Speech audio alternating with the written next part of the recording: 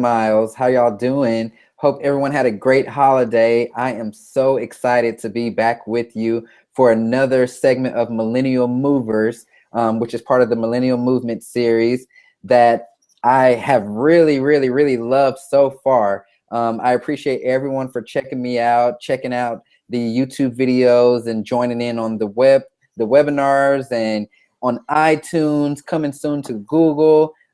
Thank you so much. I really appreciate you. I appreciate your feedback. Keep your questions coming. If there's anything that you want us to cover live or on video, definitely let me know. You can tweet me at Chasten J Miles or Facebook, whatever network you want to be on. I'm on it. I am here and available. I'm back with my good friend Dan from the last episode when we talked about we talked about home loans. So we talked about FHA mortgages, and now this week we're actually going to talk about conventional mortgages. And next week we're going to finish off with the last two mortgages or mortgage products, which are USDA and VA. So giving you a full rounded understanding of all of the mortgage options out there for your first home purchase. Hey, Dan, say hey to everyone. Hey, Chasten, how are you, man? I'm doing well. Appreciate you having me on. Yeah. Thank you so much for joining us again and spreading your knowledge to the millennials that are looking to make that move this year. How was your holidays, buddy? It was pretty good. Went back home, saw some family. How was yours? Mine was good. Spent time with my family as well. Yeah, because we haven't recorded or even chatted since the actual holiday on Millennial Movement. So it's really good to see you. Looks like you got a nice little haircut there. Yeah, got it all cut off. Some business partners wanted me to look more professional, so. Oh well, you know. Up. Well, luckily we're still at that age where we can still clean things up and they're not too far down the line. Dan is actually a millennial himself, so I think that it's great being in his industry and myself that we're able to come together and spread the knowledge and understandings that we have so far, and share stories of how we've been able to help people around our age and first-time home buyers actually get into a home. So this is really good. Dan, tell everybody who you are, what you do, all that good stuff. Yeah, so I'm a loan officer. I work in Movement Mortgage. So I'm a direct lender there. I have license to do business in a couple different states. I help your clients as the realtor, help them achieve the financing for that mortgage and get them moved into a new home loan. I have all kinds of different, programs and availability. And, tonight we're going to be talking about the conventional stuff. It's your standard plain vanilla go-to. So I love what I do. And it's, it's great to be a millennial and work with other millennials too. It's just, good to keep the same group together and help each other out. I love seeing people move into the home for the first time, not a better feeling. Yeah, for sure. And I do as well. So let's just dive right in because we don't want to make this too long. So with the mortgages, pretty much if you're not paying cash for a home, you're most likely going to get into some type of mortgage product, whatever you pretty much qualify for, based on a lot of different criteria. So what we've been doing is really talking about those mortgage products. And like you said, this week we're going to talk about conventional. We're going to talk about conventional loans. So start off, Dan, tell everybody what a conventional loan is. So a conventional loan is going to be your standard mortgage. It's what, most of our parents or grandparents would know as millennials. It's a conforming loan, meaning it's still a government loan. It's still guidelines are set by the government.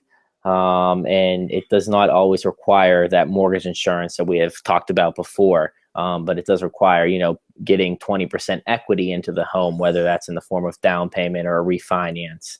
But it's just your standard typical home mortgage. It's a little bit easier to get easier to close the loan, but a little harder to get approved.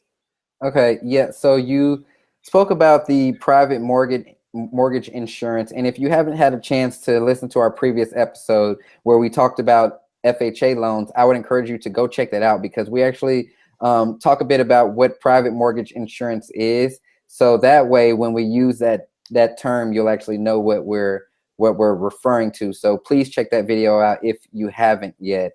what are the requirements for an FHA loan? You said that it's a little harder to get. So what are the differences between the FHA requirements and conventional requirements? So conventional requirement is going to require a minimum of 620 credit score, and it's a minimum statutory investment of 5% down. So instead of FHA, where it's 3.5% down, and you can have down as low as a 580 credit score, conventional requires 5% and a 620 credit score.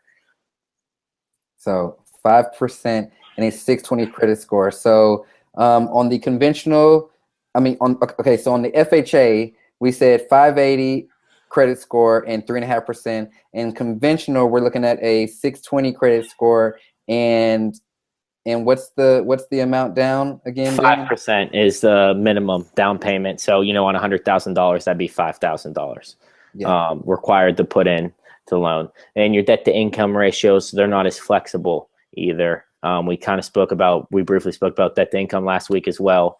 So your debt to income cannot exceed 45% really on a conventional mortgage, where on FHA, if you have over a 620 credit score, you'll be an automated approval at 57% debt to income. So a little more flexibility FHA, but again, conventional, the difference is that mortgage insurance, once you have 20%, you no longer pay mortgage insurance. So it's just basically, the big difference. You're also going to get credit scores are going to really affect your interest rate on conventional. So if you're in a really good financial situation, conventional will be your go-to because you should expect to have the best interest rates or the best credit scores in order to get a good interest rate, where FHA is going to be a little more lenient if you're really worried about the interest rate on the loan. Okay. Well, okay, so now we really got into the numbers and everything. And I tried to keep it simple. Okay, no, and that's really good. So what we're gonna do is we're gonna take a quick break here, and then when we come back, and we're gonna actually talk a little bit more about interest rates and just some of those numbers that he brought up, debt to income ratios, what those are, and what are the interest rates looking like. So stay tuned.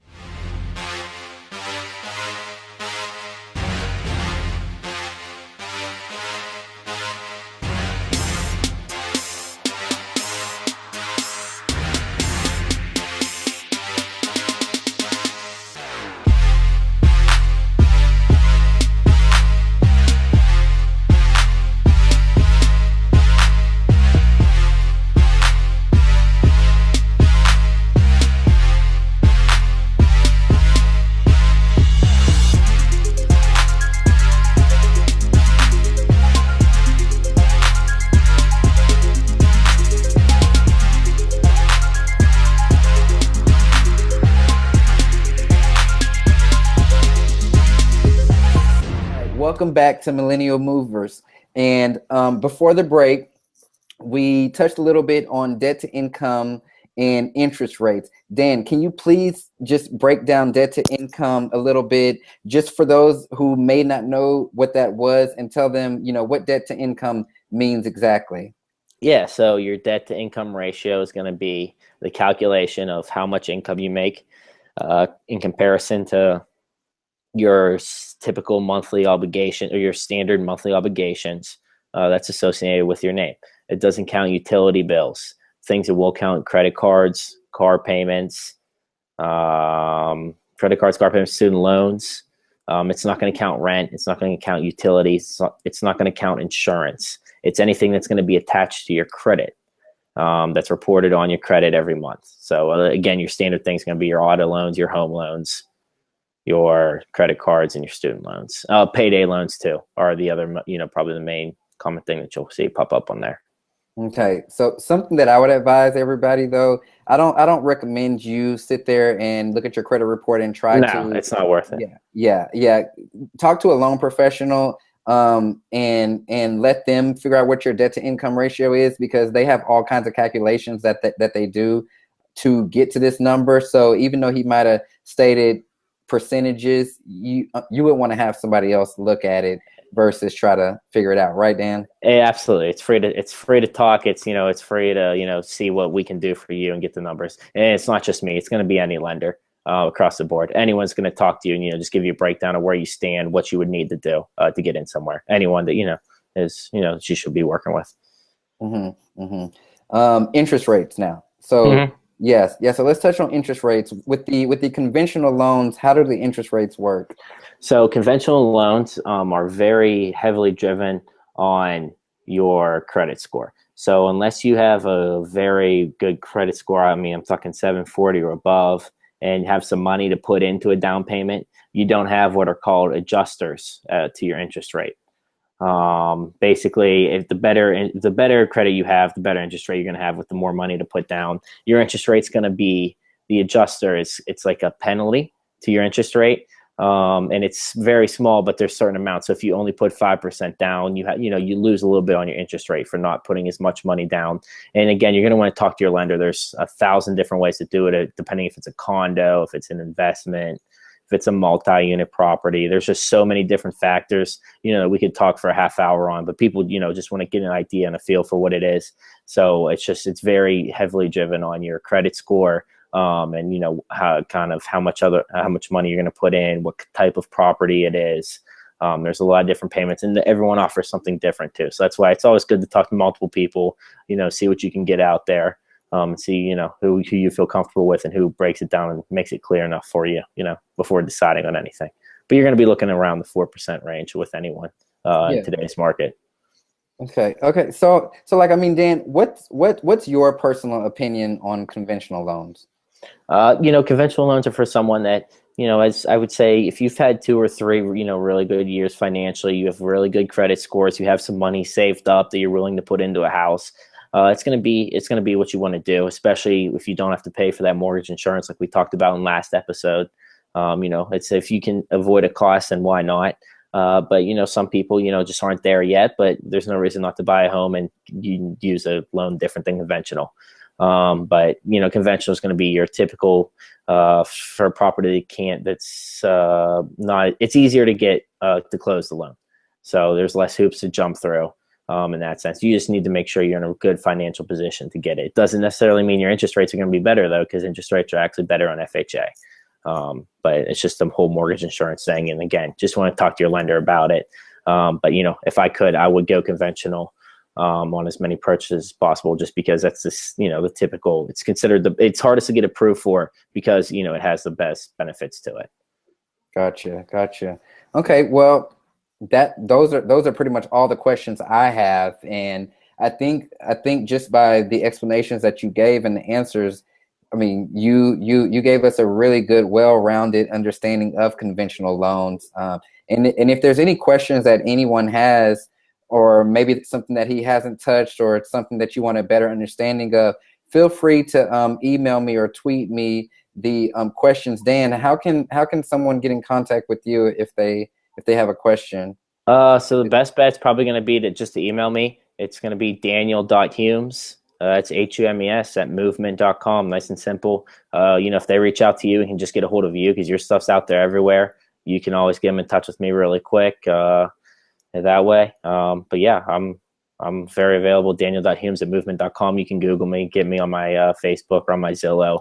All my numbers are there to call, my cell phone, direct office line. I have a couple different numbers. So however you can find me, I'm there for. So. Yeah, I got you. Well, I appreciate you for joining me once again, and thank you so much for sharing your knowledge and your understandings of just the loan products. I mean, you're a really good loan officer, and I really enjoy how you do things and how you're able to come off very clear. So I really appreciate you. Thank you so much. Hey, no, I appreciate that, Jason. I appreciate getting the opportunity, to work with you and to, help people make that American dream come true of owning a home, especially, with the millennials. It's such a big move, and we're the next generation getting into homes. So, it's been great, and we just got to take care of everybody, and just make sure everyone takes care of each other. Yep. So everyone, until next time, thank you for tuning in. Next week we're going to be covering VA and USDA loans, which are some pretty popular products. So you definitely don't want to miss that. Take a refresh of last week. Take a refresh of FHA, and rewatch this conventional video if you need to, or if you need to listen to it on iTunes, check it out. But stay tuned for next week because we will be back with some more great information. See you soon. Bye, Dan. Hey, see you, Jason. Thanks, man.